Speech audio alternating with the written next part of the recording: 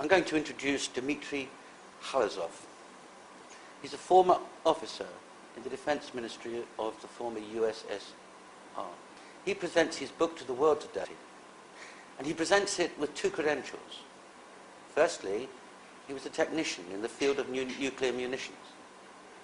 Secondly, he's acknowledged, apparently by the FBI, as a material witness. Dimitri, tell us something about yourself. Good morning. Okay.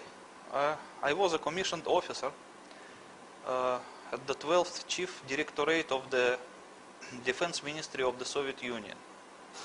And the 12th Chief Directorate was an organization responsible in the Soviet Union for nuclear testing and technical maintenance of the entire nuclear arsenal of the state. From there, I got some experience in regard to nuclear munitions, as well as a certain knowledge concerning the nuclear demolition of the World Trade Center in New York. Well, let's come to that, Dimitri. Do you have anything to identify yourself as an officer in that directorate? Unfortunately, I'm not at my home in Russia now, and most of the documents are at my home. I might have a few. One of my photographs, the color photograph in the military uniform, is in the book. And I have another couple of photographs. This is you in the uniform of the 12th Directorate. Okay, let me explain it to you. The 12th Chief Directorate, because it's considered to be a nuclear arsenal of the state, they usually wore gunnery uniform, like artillery uniform, as being arsenal. But I used to serve in some smaller department of the 12th Chief Directorate, which they call Special Control Service. Otherwise, it's nuclear intelligence. And in that particular department, they wear aviation uniform. That's why my uniform is like a pilot uniform. That was tradition from the beginning of this service, because the first nuclear explosions, the first nuclear tests were in atmosphere. That's why the control service use airborne flying laboratories based on some cargo planes to fly and to collect data from atmospheric nuclear explosions. And since then they have the tradition of wearing the aviation uniform.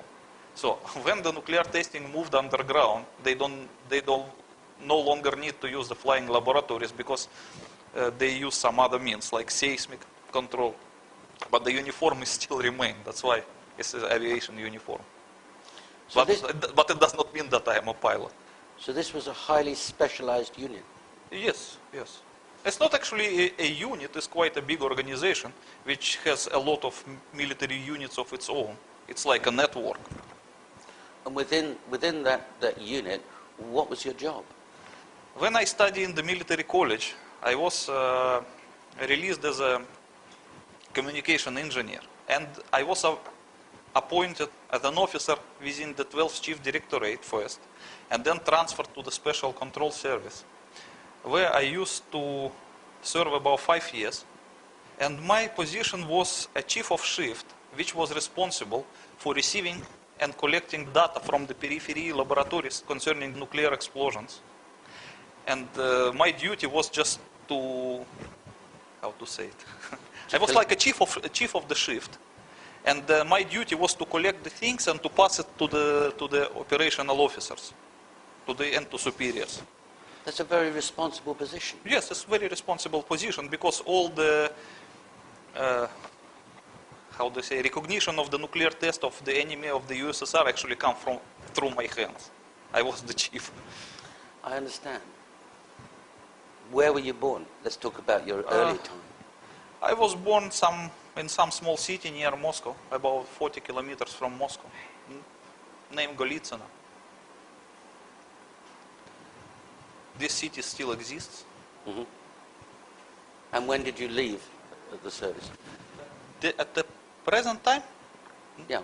I live in Bangkok, Thailand. No. When did you leave the service of the Soviet? I quitted this military service at 1992, at the time of the dissolution of the Soviet Union.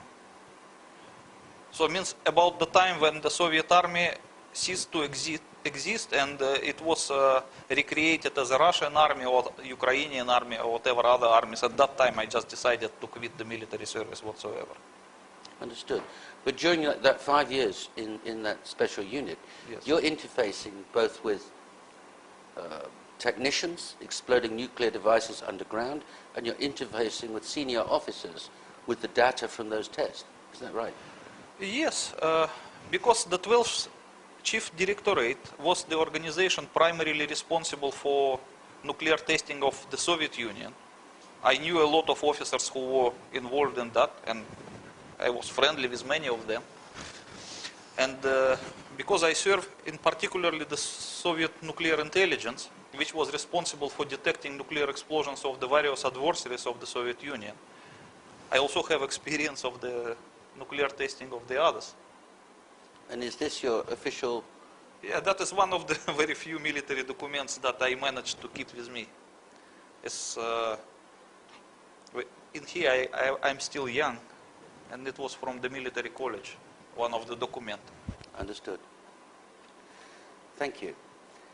You describe yourself in your book as a big fish in the story of September the 11th. I believe that it's clear in the book that the chart that you exhibit puts you on the same page as some very dangerous figures. You understand. You mean this Yes. one? Yes. Well, Take us through the chart. you know, it would not be decent probably to say that I am a big fish. I'm not. But the American FBI believes so. Okay. So this definition does not come from me. It comes from the Americans. Okay.